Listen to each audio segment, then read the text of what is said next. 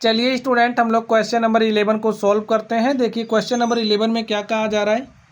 आकृति 6.40 में A B बराबर ए सी वाले एक समद्विबाहु त्रिभुज ए बी सी की बढ़ाई गई भुजा बी सी पर स्थित ई एक बिंदु है। यदि A D perpendicular B C और ई एफ परपेंडिकुलर ए सी है तो सिद्ध कीजिए कि त्रिभुज ए बी डी समरूप है त्रिभुज ई सी एफ के। हमें ये दिखाना है। यहाँ पर आप देख सकते हैं हमारे पास एक त्रिभुज ए बी सी है जिसमें ए जो भुजा ए बी है वो बराबर है ए सी के। तो स्टूडेंट आप लोगों ने कुछ समझा, जो बराबर भुजाएं होती हैं, बराबर भुजाओं के सामने का जो कोण होता है वो क्या होता है, बराबर होता है। तो ए भुजा इसके बराबर है, इसका मतलब ये जो एंगल बी है वो बराबर होगा किसके, एंगल सी के। ये बात आप लोग समझ गए। चलिए आगे देखिए क्या दिया गया है। जो ए डी है परपेंडिकुलर बी सी है, ये जो ए डी है बी सी पर लंब है, तो यहाँ पर लंब है 90 डिग्री का एंगल बन रहा है। यहाँ पर 90 डिग्री का एंगल बन रहा है तो इधर भी 90 डिग्री का ही बनेगा। ये बात आपको समझनी है, यहाँ भी 90 डिग्री का ही बनेगा। ठीक है, परपेंडिकुलर है। ये जो ई एफ है परपेंडिकुलर ए सी है। ये आपके समझने के लिए आप लोग ऐसे भी बना सकते हैं। ठीक है, चलिए अब हम लोग इसको हल करते हैं। जो जो दिया गया उसको राइट कर लेते हैं। लिखिए, दिया है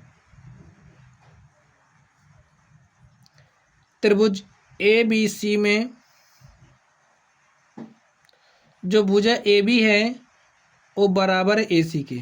भुजा ए बी बराबर ए सी है, इसलिए क्या हो जाएगा, बराबर भुजाओं के सामने के कोण बराबर होते हैं।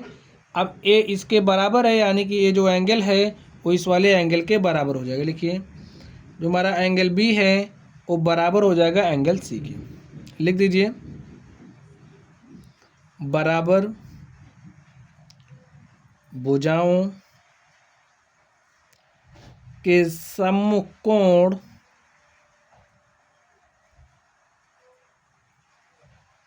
बराबर होते हैं।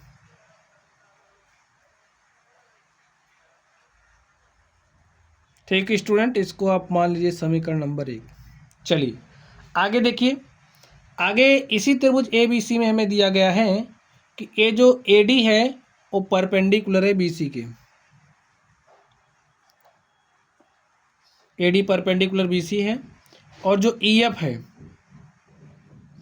वो क्या है, वो परपेंडिकुलर ए सी है। हमें सिद्ध क्या करना है, देखिए लिख दीजिए, सिद्ध करना है। क्या सिद्ध करना है, त्रिभुज ए बी डी समरूप है किसके, त्रिभुज ई सी एफ के। चलिए इसके लिए हम लोग प्रमाण देते हैं। अब स्टूडेंट आप लोग देखिए, लिखिए त्रिभुज ए बी डी तथा त्रिभुज ई सी एफ में ए बी डी तथा ई सी एफ में इसमें क्या मिलेगा स्टूडेंट, देखिए A B D E C F में।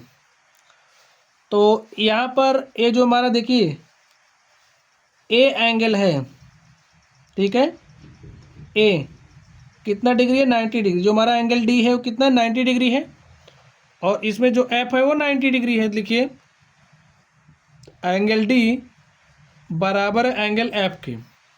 क्यों बराबर है, क्योंकि प्रत्येक समकोण है या प्रत्येक 90 डिग्री है। समझ गए स्टूडेंट। चलिए अब आगे ध्यान से देखिए, ए बी डी तथा ई सी एफ में ये जो हमारा एंगल बी है वो बराबर है एंगल किसके, सी के। तो लिखिए, एंगल बी बराबर है एंगल सी के। इसको हमने किस आधार पर लिखा, यहाँ से देखिए समीकरण 1 से एंगल बी बराबर एंगल सी, इसको हमने लिखा है समीकरण 1 से। तो स्टूडेंट यहाँ से आपको कुछ मिला, क्या मिला भाई, ए इसके संगत है, ए इसके संगत है, संगत कोण बराबर हो रहे हैं। तो यहाँ पर एंगल एंगल समरूपता की कसौटी लागू हो रही है।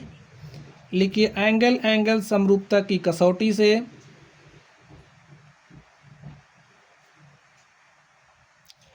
त्रिभुज ए बी डी समरूप है त्रिभुज ई सी एफ के।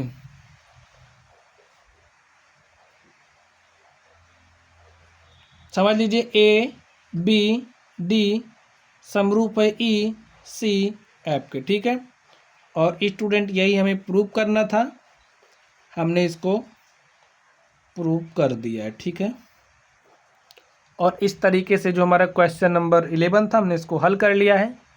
तो चलिए आप लोग पढ़ते रहिए। अगर आप लोगों को कोई भी डाउट हो तो आप लोग कमेंट बॉक्स में कमेंट करना। वीडियो पसंद आए तो वीडियो को लाइक कीजिएगा, चैनल पर नए हो तो चैनल को सब्सक्राइब कीजिएगा। चलिए आप लोग पढ़ते रहिए। Thank you.